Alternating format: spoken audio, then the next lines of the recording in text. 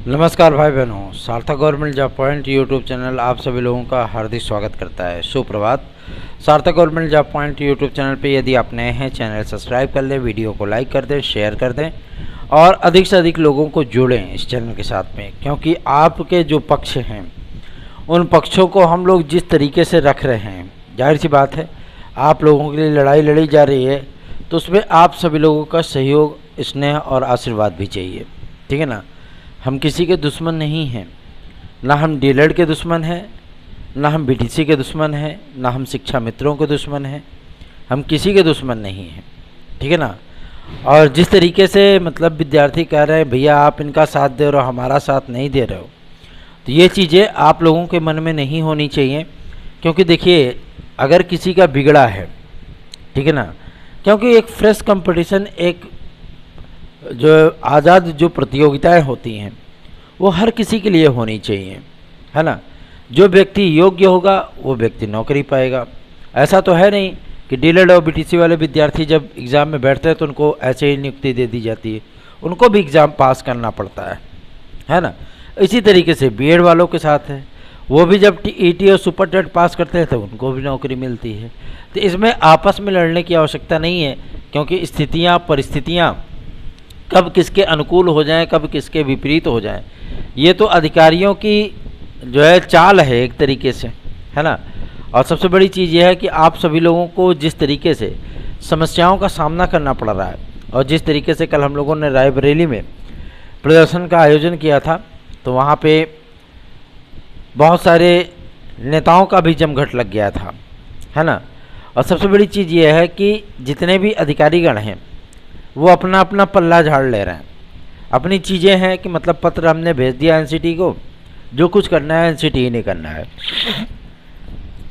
आज हम तमाम उन मुद्दों पर बातचीत करेंगे कि इस आदेश के बाद, जो सर्वोच्च न्यायालय ने आदेश दिया है, इन आदेशों के बाद क्या स्थितियां, परिस्थितियां बनने वाली हैं।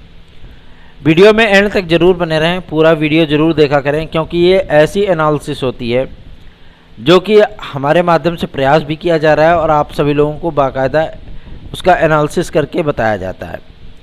सत्य होती हैं, प्रामाणिक होती हैं। जिस तरीके से आप सभी लोगों को बताया गया कि एनसीटीए ने क्लियर कर दिया, अधिसूचना जारी कर दी, नया संशोधित गजट पेश कर दिया, अभी इसमें इसको करने में बहुत ज़्यादा पापड़ बेलना पड़ेगा। ठीक है ना। और इतना आसान नहीं है किसी भी चीज़ों को निगलेक्ट कर पाना, और इतना आसान नहीं है किसी नई चीज़ों को अप्लाई कर पाना। ठीक है। और इस पर जो मंथन कार्य चल रहा है, जो विद्यार्थियों की मांग है बीएड विद्यार्थियों की कि इस पर ऑर्डिनेंस लाया जाए, इस पर भी विचार चल रहा है। ठीक है। पहले सरकार देखना चाहती है कि बीएड विद्यार्थियों में कितनी एकजुटता है। उस एकजुटता को प्रदर्शित करने के लिए आप लोगों को एकजुट होना होगा। ठीक है ना। क्योंकि कहते नहीं कि नेता क्या देखते हैं, नेता देखते हैं आपका संख्या बल, नेता देखते हैं आपकी एकजुटता। ठीक है ना। और वो चीज़ें आप लोगों में दिखनी चाहिए। बात करते हैं कि आपके जो ये आदेश आया सर्वोच्च न्यायालय का, क्या ये नई भर्तियों में ही लागू है, पुरानी भर्तियों का इसमें कोई रोल नहीं है। मैं आप सभी लोगों की इस गलतफहमी को दूर कर देना चाहता हूँ। इसमें 2011 के बाद जितनी भी भर्तियाँ हुई, चाहे वो ईटी मेरिट के आधार पर हुई हों 72,825, चाहे वो आपकी हुई हों क्या बोलते हैं 69,000 शिक्षक भर्ती, अब कुछ विद्यार्थी कह रहे हैं 68,500, 68,500 पूरी तरीके से डीएलएड और बीटीसी वालों की भर्ती थी, उसमें कोई दिक्कत नहीं है। लेकिन जिन जिन भर्तियों में बीएड विद्यार्थी सम्मिलित थे, वो विद्यार्थी इसमें पूरी तरीके से राडार पे हैं। ठीक है ना। और इनका आंकड़ा जुटाया जा रहा है कि आखिर उत्तर प्रदेश में बीएड के कितने विद्यार्थी प्राथमिक में नियुक्त हैं। सर्वोच्च न्यायालय ने कहा था कि आपको 6 to 8 में मौका मिलता है, 9 to 10 में मिलता है, 11 to 12 में मिलता है। ठीक है ना। तो सर्वोच्च न्यायालय में उत्तर प्रदेश शासन के माध्यम से जो पत्र भेजा गया है, क्योंकि पुनर्विचार याचिका करने के लिए साफ साफ इनकार कर दिया किसने, सॉलिसिटर जनरल ऑफ इंडिया ने। ठीक है ना, कि पुनर्विचार याचिका नहीं होगी। इसमें हम बीच का रास्ता ढूंढ रहे हैं कि हम किस तरीके से बीएड विद्यार्थियों को एलिजिबल करा सकते हैं। ठीक है ना। तो पुनर्विचार याचिका जैसी कोई चीज़ें फिलहाल ना तो गवर्नमेंट के मूड में है और ना ही अधिकारियों के मूड में है। ठीक है ना। तो इस पर चर्चा करना ही बेकार है। मैं क्लियर कर देता हूँ, पुनर्विचार याचिका को लेकर के कोई जद्दोजहद नहीं है गवर्नमेंट के स्तर पे भी और अधिकारियों के स्तर पे भी। डीएलएड और बीटीसी वाले विद्यार्थी जो हैं वो दबाव बना रहे थे एनसीटीई पे, और एनसीटीई ने क्लियर कर दिया कि हम कुछ नहीं कर सकते जब तक कि हमें सेंट्रल गवर्नमेंट कोई दिशा निर्देश न जारी करे। जब तक कोई हमें निर्देश न दे तब तक हम पत्र आदि जारी करने या संशोधित गजट को जारी करने के संबंध में कोई कार्रवाई नहीं कर सकते, स्पष्ट कह दिया। अब मुद्दा ये फंसता है कि आखिर जो ब्रिज कोर्सेज के नाम पे जो आप सभी लोगों की भर्तियों को बीएड को अनएलिजिबल किया सर्वोच्च न्यायालय ने, तो अब इसमें राजस्थान की जो आपकी रीट वाली भर्ती थी ना वो भी अटक गई है। क्यों? क्योंकि जिस समय उन्होंने बीएड के विद्यार्थियों को बाहर किया था उस समय एनसीटीई की अधिसूचना पूरी तरीके से वैलिड थी, वैध थी, लेकिन फिर भी राजस्थान गवर्नमेंट ने क्या किया, उसको नहीं माना, और ये सर्वोच्च न्यायालय की टिप्पणी है इस पर, ठीक है ना। दूसरा ये कि ब्रिज कोर्सेज कितने हुए हैं, कहाँ कहाँ हुए हैं, बिना ब्रिज कोर्सेज के कितने अध्यापक पढ़ा रहे हैं पूरे देश में प्राइमरी में बीएड वाले छात्र, उन सभी का डेटा जो है वो तलब किया जा रहा है। जाहिर सी बात है इसमें 72,825 भी है, इसमें 69,000 की शिक्षक भर्ती भी है, ठीक है ना। इन सभी विद्यार्थियों पर राडार क्वेश्चन मार्क लग गया है, इसमें सब ये जो है रेड सर्किल में हैं टोटल के टोटल विद्यार्थी। भैया अब ब्रिज कोर्सेज तो ऐसा तो है नहीं कि सूजी और जो है मखाने का और काजू पिस्ता बादाम का हलवा है, चलो अब पकाओ और खा लो, ठीक है ना। 2 मिनट की बनने वाली मैगी तो है नहीं है, कहते हैं कि 2 मिनट बन जाएगी लेकिन ससुरी बनती है 10 मिनट में, है ना। तो इसलिए मैं आप सभी लोगों से कह रहा हूँ कि इन विद्यार्थियों की भी सांसें अटक गई हैं। अटक इसलिए गई हैं, एक पहला मुद्दा था आरक्षण वाला, उसमें से पार पाए नहीं, अभी वो मैटर चल ही रहा है, तब से आ गया ये बीएड वाला मैटर। उसके बाद अभी जो एक अंक याचिका पे मिला है हमारे, वो मैटर अभी चल ही रहा है, उनकी नियुक्ति का प्रोसेस चल रहा था, तब से ये टाइम बम गिर गया। 72,825 की काउंसलिंग के लिए गवर्नमेंट राजी हुई कि चलो भैया जो पद रिक्त हैं, क्योंकि 66,000 पे काउंसलिंग हो गई थी, जो शेष आपके विज्ञापन के पद रिक्त रह गए थे उसमें हम नए विज्ञापन के विद्यार्थियों को हम काउंसलिंग करा देंगे। वो प्रक्रिया भी आपकी अभी रुक गई है। तो मैं आप सभी लोगों से बताना चाहता हूँ कि इसमें जो बीएड वाले विद्यार्थी हैं उनको सेतु पाठ्यक्रम अर्थात ब्रिज कोर्स कराने के संबंध में जो जानकारियां सामने आ रही हैं कि एनसीटीई को उत्तर प्रदेश शासन के स्कूली शिक्षा निदेशक महानिदेशक महोदय ने कल की डेट में पत्र लिखा कि हमें क्वालिटी ऑफ एजुकेशन चाहिए, ठीक है ना। और सबसे बड़ी चीज़ यह है कि क्वालिटी ऑफ एजुकेशन और इन तमाम तथ्यों को ध्यान में रखते हुए प्राथमिक शिक्षक भर्तियों में हमें बीएड को सम्मिलित करने का आदेश दिया जाए, चूँकि अभी एनसीटीई की अधिसूचना रद्द हो चुकी है, ठीक है ना। और सबसे बड़ी चीज़ ये है कि जब ये एनसीटीई की अधिसूचना रद्द हो गई तो टीईटी कराने के लिए कोई बाध्य नहीं है, कोई भी शासन कोई भी राज्य सरकार बाध्य नहीं है। फिर भी अगर सीबीएसई अगर आपका सीटेट करा रही है तो भैया बहुत अच्छी बात है, लेकिन इसमें बीएड वाले विद्यार्थी इनवैलिड होंगे, उनके रिजल्ट को इनवैलिड दिखाया जा रहा है, तो इससे बेहतर है कि भैया रोक दो सारी प्रक्रियाएं जब तक कि एनसीटीई का कोई गाइडलाइन नहीं आ जाता। और एनसीटीई की गाइडलाइन इतना आसान भी नहीं है, क्योंकि बीएड के विद्यार्थियों की संख्या जो है वो 2,39,00,000 है, ठीक है ना। इन विद्यार्थियों के इतने बड़े जखीरे को देखते हुए कोई भी गवर्नमेंट इनको इग्नोर नहीं करना चाहेगी, ठीक है। राजस्थान गवर्नमेंट ने अपना मोल लिया दुश्मनी इनसे, और वो अभी स्थितियां हैं कि सारे एग्जिट पोल उनको सत्ता से बाहर दिखा रहे हैं, कितनी भी कोशिश कर रहे हैं वो, ठीक है ना। तो यही परिस्थितियां आप सभी लोगों को मैं बता दूं, जब भारतीय जनता पार्टी ने 303 सीटें जीती थी 19 के इलेक्शन में, तो उनको भी ये चीज़ें अच्छी तरीके से पता हो गई थी कि 303 सीटें 5 साल शासन करने के बाद क्यों मिला, किस लिए मिला। यही वजह थी कि बीएड के विद्यार्थियों ने एक मुफ्त वोट डाला था उन्हें। अब बात की जाती है कि भैया आपके लिए टीजीटी पीजीटी है, एलटीजीआईसी है, 6 to 8 है, तो 6 to 8 में कब कब भर्तियाँ आई हैं थोड़ा सा हमें ये भी बताया जाए।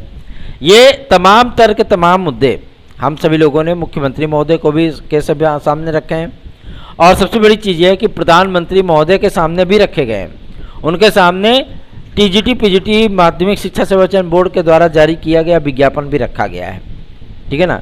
अभी हमारे यहाँ एक केस चल रहा है हाई कोर्ट में प्राथमिक शिक्षक भर्ती के रिलेटेड, ठीक है ना। और सबसे बड़ी चीज़ ये है कि आप सभी लोगों को मैं बता दूं, उनमें उन तमाम चीज़ों को, क्योंकि भाई जब बातें सामने आती हैं तो महाधिवक्ता महोदय के सम्मुख भी रखा गया और स्कूली शिक्षा निदेशक महानिदेशक के सम्मुख भी इस विज्ञापन को रखा गया। हमने कहा देख लीजिए टीजीटी पीजीटी की क्या वैकेंसी है, पद रिक्त हैं 27,000, विज्ञापन कितने के दिया गया 4,167। उसमें भी जिन जिन विषयों के आप नज़र डालेंगे 2 पद 1 पद 0 पद ऐसे हैं, मतलब कैटेगरियों में 0 पद भी हैं, है ना। तो अगर जनरल कैंडिडेट के लिए केवल 5 सीटें हैं, ओबीसी एससी में 0 सीटें 0 सीटें हैं, तो जाहिर सी बात है ये सोचने वाली बात है कि ओबीसी और एसटी एसटी के विद्यार्थी जाएंगे कहाँ। वो आएंगे जनरल की सीट पे, और जनरल की सीट मान लीजिए कि अगर मेरिट अप हो जाती है तो उनका क्या चयन होगा, नहीं हो पाएगा। फार्म भरने वालों की संख्या लगभग 1.5 लाख 2 लाख है, तो जाहिर सी बात है इतना हार्ड कंपटीशन तो नेताओं के लिए भी नहीं होता है कि चलो भाई आप प्रधानमंत्री बनने चल रहे हो, सांसद बनने चल रहे हो, पहले एक लिखित परीक्षा दे दो, उसमें पास हो जाना, उसके बाद आप नेता बनना, है ना। ये तमाम चीज़ें होनी चाहिए। मैं आप सभी लोगों को बता दूं, एनसीटीई से कल जब वार्ता की गई थी, क्योंकि कुछ हमारी टीम के सदस्यों ने जयपुर संस्थान में जाकर के भी ज्ञापन दिया था, ठीक है, क्योंकि राजस्थान में भी कुछ जान पहचान के लोग हैं, तो उन्होंने वहाँ पे ज्ञापन दिया, और दिल्ली में हमारी टीम ने ज्ञापन दिया। तो एनसीटीई के जो चेयरपर्सन है, मतलब अध्यक्ष महोदय हैं, उन्होंने कहा भैया ऐसी बात है, अभी हम संशोधित गजट पेश नहीं कर रहे हैं, मतलब जारी नहीं कर रहे हैं। सर्वोच्च न्यायालय का आदेश हमने वेबसाइट पर अपने अपलोड कर दिया है, जिसको जो समझ में आता है वो उसी के आधार पर अपनी भर्तियाँ करते रहे, ठीक है ना। बीएड को अभी हम कुछ नहीं बोल सकते कि बीएड अनवैलिड है या बीएड को वैलिड किया जाएगा।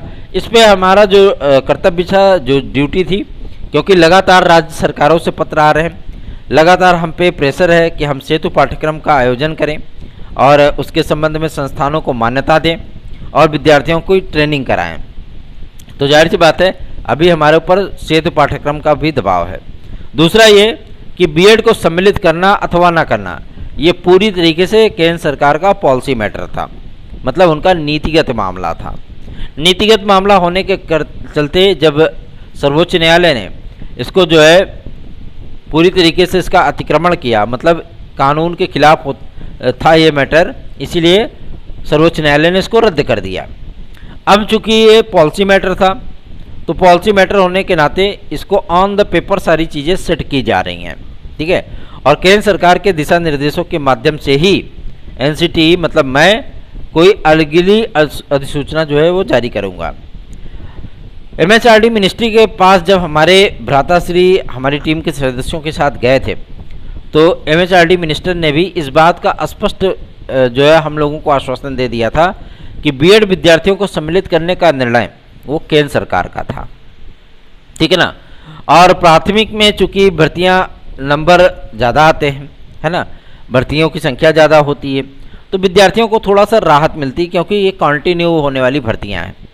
और अवसर की समानता को देखते हुए हम सभी लोगों ने ये कार्य किया था कि चलो भाई बीएड वाले विद्यार्थियों को इसमें भी मौका दे दिया जाए, ठीक है। और नई शिक्षा नीति भी आपके फेवर में है, ठीक है ना। और सर्वोच्च न्यायालय का जो आदेश है वो थोड़ा सा विरोधाभासी इसलिए लग रहा है क्योंकि उन्होंने पूर्वत या वर्तमान में चल रही भर्ती प्रक्रियाओं के विषय में कुछ भी नहीं कहा है, उन्होंने ऑल ओवर स्टेट के बारे में कुछ भी नहीं कहा है, केवल राजस्थान के गवर्नमेंट के विषय में उन्होंने बोला है, ठीक है ना। और सबसे बड़ी चीज़ यह है कि जो विद्यार्थी 28 जून 2018 के बाद के नियुक्त हुए हैं, उनके संबंध में भी सर्वोच्च न्यायालय ने कोई टीका टिप्पणी नहीं की है। यदि ऐसा कह देते कि हाँ भैया इनको जो है परेशान नहीं किया जाएगा, छेड़ा नहीं जाएगा, आज जब हम आदेश जारी करें तब से ये प्रभावी होगा, तो बात कुछ और थी। लेकिन उन्होंने ऐसा कुछ नहीं कहा, सारे के सारी एसएलपीज खारिज कर दी और अपना फाइनल ऑर्डर दे दिया। तो अब मुद्दा ये फंस गया है कि इस पर ऑर्डिनेंस वाली जो बातें चल रही हैं वो पूरी तरीके से जायज़ हैं और सत्य हैं, ठीक है। तो बीएड के विद्यार्थियों के लिए उनके समर्थन में आज हम सभी लोग कौशाम्बी और फतेहपुर में भी प्रदर्शन का आयोजन कर रहे हैं। लगातार विभिन्न जिलों में हम लोग प्रदर्शन करवा रहे हैं, लगातार विद्यार्थियों को एकजुट कर रहे हैं। हमारे बीएड के जो बेरोजगार भाई बहन हैं, अगर वो मौका चाहते हैं तो जाहिर सी बात है उन्हें हमें मजबूती देनी होगी, हमारे साथ एकजुट होकर के खड़ा होना होगा, ठीक है ना। और डीएलएड और बीटीसी वाले विद्यार्थियों से मैं कह देना चाहता हूँ, भैया लोग, ऐसा नहीं है कि मैं आपका विरोधी हूँ या मैं आपका दुश्मन हूँ, ऐसी कोई परिस्थितियाँ नहीं है। आप सभी लोग एलिजिबल हो, आपके फेवर में सर्वोच्च न्यायालय का आदेश आया है तो आपको खुश होने का अधिकार है, लेकिन जिनके अगेंस्ट आया है उनके लिए थोड़ा सा प्रयास करना तो बनता है, ठीक है ना। इसलिए ईमानदारी से प्रयास कर रहा हूँ। आप सभी लोग टीका टिप्पणी ना किया करिए, क्योंकि मैं किसी भी डीएलएड और बीटीसी वाले विद्यार्थी को मैं अपना भाई बहन ही मानता हूँ, मैं किसी को अपना दुश्मन नहीं समझता हूँ, ठीक है ना। तो टीका टिप्पणी ना ही करें तो ज़्यादा बेहतर है। चलिए आगे बढ़ते हैं। अब बात करेंगे आपके केंद्र सरकार क्या इसके आगे फैसला कर सकती है। तो देखिए, जो केंद्र सरकार में जो हमारे कुछ विश्वस्त सूत्र हैं, मतलब आप अधिकारी कह सकते हैं, जो कि सांसदों के और मंत्रियों के बड़े निकटस्थ होते हैं, उनके माध्यम से जानकारी प्राप्त हुई है कि केंद्र सरकार इस पर विस्तृत मीटिंग करने वाली है अपनी कैबिनेट मीटिंग के माध्यम से। और सबसे बड़ी चीज़ ये है कि इसमें आरटीई एक्ट के संशोधित विज्ञप्ति को जारी करने के संबंध में एनसीटीई को भी सूचित किया जा चुका है, उनको निर्देश जारी किए जा चुके हैं कि आरटीई एक्ट में किस प्रकार से क्या क्या संशोधन किया जाए ताकि बीएड विद्यार्थियों को हमेशा के लिए सम्मिलित कर लिया जाए, ठीक है ना। और जो कमेटी बनाई जाएगी वो कमेटी आप सभी लोगों के इसमें सम्मिलित करने के लिए प्राथमिक शिक्षक भर्ती में उसकी सिफारिश वो करेगी। अब मज़े की बात तो यह है कि सर्वोच्च न्यायालय के रिटायर्ड जज को ही इसका अध्यक्ष बनाया जा रहा है ताकि किसी भी प्रकार का कोई विवाद ना हो, ठीक है ना। आरटीई एक्ट में संशोधन होने का मतलब यह है कि बीएड विद्यार्थियों को हमेशा के लिए सम्मिलित कर लिया जाएगा। इंटीग्रेटेड कोर्स की तो बात ही नहीं की जा रही अभी। इंटीग्रेटेड कोर्स मतलब जो है देसी घी का लड्डू टेढ़े मेढ़ भले, वही वाली कहावत है, ठीक है ना। और चूंकि अब जानती है, गवर्नमेंट भी जानती है, स्टेट गवर्नमेंट भी जानते हैं सभी लोग कि भैया ऐसी बात है, अब जितने बीएड विद्यार्थी एडमिशन वगैरह लिए हैं तो अकेले उत्तर प्रदेश में ही 15-16 लाख 17 लाख इनकी संख्या है, पूरे भारतवर्ष में कितनी होगी। तो इन्हीं सारी चीज़ों को ध्यान में रखते हुए अभी केंद्र सरकार भी उस पर अपना तर्क वितर्क कर रही है, एमएचआरडी मिनिस्ट्री भी लगी हुई है। और सबसे बड़ी चीज़ यह है कि महान्यायवादी के माध्यम से भी हम लोगों को, कल हमारी टीम के सदस्यों ने महान्यायवादी को, जो सॉलिसिटर जनरल ऑफ इंडिया हैं तुषार मेहता जी, उनको उनके आवास पर ज्ञापन दिया था। तो उन्होंने स्पष्ट कर दिया था कि सर्वोच्च न्यायालय के आदेश के अगेंस्ट, ठीक है ना, हम क्या कुछ कर सकते हैं, किस तरीके से कानून के माध्यम से हम इस आदेश को जो है पलटवा सकते हैं या किसी तरीके से इसको रुकवा सकते हैं, इन तमाम परिस्थितियों पर हम लोग विचार कर रहे हैं। रही बात रिव्यू पिटीशन की, तो रिव्यू पिटीशन हम नहीं डालेंगे इस वजह से क्योंकि रिव्यू पिटीशन में इसके सक्सेस होने के जो चांसेस हैं वो लगभग 3% हैं, ठीक है ना। 3% चांसेस हैं। तो पुरानी जो इनकी गलतियां थी एनसीटीई की, क्योंकि इन्होंने संशोधन नहीं किया और केंद्र सरकार ने भी कहीं ना कहीं गलतियां की हैं, इन्होंने संशोधन नहीं किया, तो उन तमाम परिस्थितियों को संशोधित करते हुए, उन तमाम नियमों को संशोधित करते हुए हम लोग विस्तृत बेंच में अप्लाई कर सकते हैं। फिलहाल के तौर पे अगर राहत प्रेजेंट टाइम में केंद्र सरकार देना चाहती है, विद्यार्थियों के मन स्थितियों को दूर करना चाहती है, उनके कष्टों को दूर करना चाहती है, तो इस पर ऑर्डिनेंस पे भी विचार हो रहा है।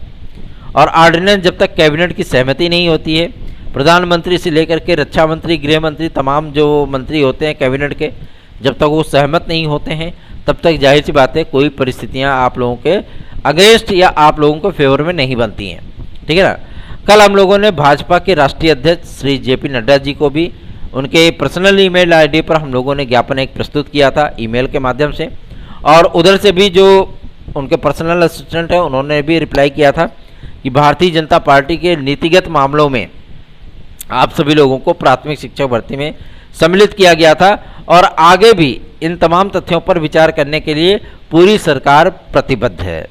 तो प्रतिबद्ध है तो इसका मतलब है कि हम लोगों को जब एडवांटेज मिल रहा है, लेकिन हमको शांत होकर के बैठना नहीं है। अगर हम शांत होकर के बैठ गए तो जाहिर सी बात है हमारे अगेंस्ट भी ये चीज़ें जा सकती हैं। सरकार को नियत टाइम पर दिखाते रहना है कि हम एकजुट है, हम प्रदर्शन कर रहे हैं, हमारी संख्या ज़्यादा है, हमें अवसर मिलना ही चाहिए, ठीक है ना।